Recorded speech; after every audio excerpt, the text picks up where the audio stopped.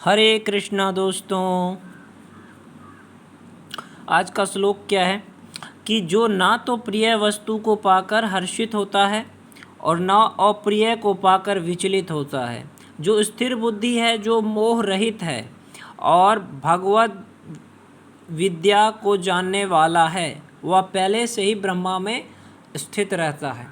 यहाँ पे भगवान श्री कृष्ण क्या कह रहे हैं, बहुत ही ज़रूरी है, ध्यान से सुनिएगा कि जो ना प्रिय वस्तु को पाकर हर्षित होता है। जैसे कि अगर आपकी कोई प्रिय वस्तु है, आपका फेवरेट चीज़, आप चाहते हो कि मैं ये बन जाऊं, या आप कुछ चीज़ चाहते हो, आप चाहते हो कि आपको आईफोन मिल जाए, और अगर आपको आईफोन मिल गया तो आपको उतना खुश नहीं होना चाहिए कि आप खुशी में पागल हो जाओ, ऐसा नहीं हो। या अप्रिय को पाकर विचलित, ना अप्रिय को पाकर विचलित होता है। अप्रिय का मतलब है जैसे कि कुछ ऐसा हो गया आपके साथ, आप बीमार हो गए तो आप विचलित हो गए, अरे मुझे, मैं बीमार क्यों हो गया। या आपके साथ कुछ ऐसा हो गया, आपने कहीं पे पैसा लगाया, वो पे पैसे का नुकसान हो गया, तो वहाँ पे आपको विचलित नहीं होना है। या आपका कोई रिलेटिव मर गया, या कुछ भी आपके साथ अप्रिय हुआ जो आप उम्मीद नहीं रखते थे, आप सोचा भी नहीं था कि आपके साथ ऐसा हो जाएगा, कुछ भी बुरा होता है आपके साथ, तो उसमें भी आपको घबराना नहीं चाहिए। यहाँ पे भगवान ये कह रहे हैं कि अगर कुछ आपके साथ अच्छा हो रहा है तो उसमें ज़्यादा खुश नहीं होना है, और अगर आपके साथ कुछ बुरा हो रहा है उसमें दुखी नहीं होना है। इसी को कहते हैं स्थिर बुद्धि। मोह रहित है, किसी भी चीज़ से मोह रखना नहीं है। मोह का मतलब है किसी भी चीज़ से उतना कनेक्शन नहीं करना है, और ना ही डिज़ायर ज़्यादा करना है। डिज़ायर का मतलब इच्छाएं ज़्यादा नहीं होनी चाहिए। मोह कैसे उत्पन्न होता है कि अरे ये मेरा अपना है, ये मेरे साथ ऐसा नहीं कर सकता, ये मेरे अपने हैं, ये ऐसे, ये मोह को ख़त्म कर देना है आपको। अटैचमेंट कि ये मेरा अपना है, ये मेरी चीज़ है, ये मेरा है, ये चीज़ को ख़त्म कर दीजिए। भगवत विद्या को जानने वाला है, आपका ज़्यादातर इंटरेस्ट भगवत गीता को पढ़ने में होना चाहिए, भगवत गीता को जानने में होना चाहिए, कृष्ण को पहचानने में होना चाहिए। आप ये जानने में अपनी बुद्धि को लगाइए कि मैं कौन हूँ, कृष्ण कौन है, कैसे बनी है दुनिया। तो ये सारी चीज़ें आपको भगवत गीता, कृष्ण कथा, भागवत पढ़ने में आपको पता चलता है, तो आपका इसमें ध्यान होना चाहिए।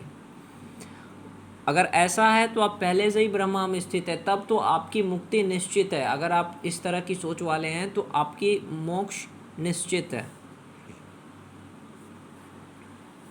फिर क्या कह रहे हैं भगवान यहाँ पे, ऐसा मुक्त पुरुष भौतिक इंद्रिय सुख की ओर आकर्षित नहीं होता, अपितु समाधि में रहकर अपने अंत में आनंद का अनुभव करता है।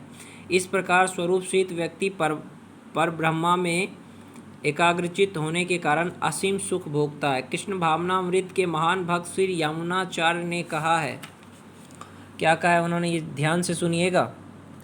जब से मैं कृष्ण की दिव्य प्रेमा भक्ति में लगकर उनमें नित्य नवीन आनंद का अनुभव करने लगा हूँ, तब से जब भी काम सुख के बारे में सोचता हूँ तो इस विचार पर ही थूकता हूँ और मेरे होंठ अरुचि से सिमट जाते हैं।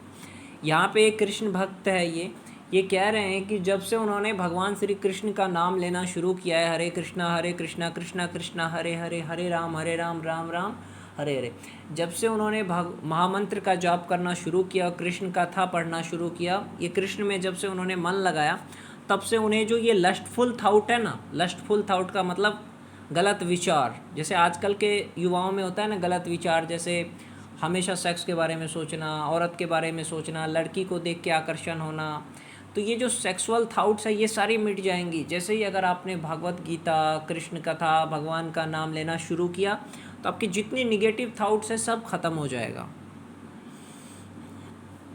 और भौतिकता की दृष्टि में काम सुख ही सर्वोपरि आनंद है। देखिए आज दुनिया में लोग क्या सोचते हैं कि सेक्स ही सब कुछ है और कुछ नहीं, लेकिन ऐसा संसार के लोग सोचते हैं, लेकिन वास्तविक में सबसे बड़ा सुख क्या है, कृष्ण की भक्ति।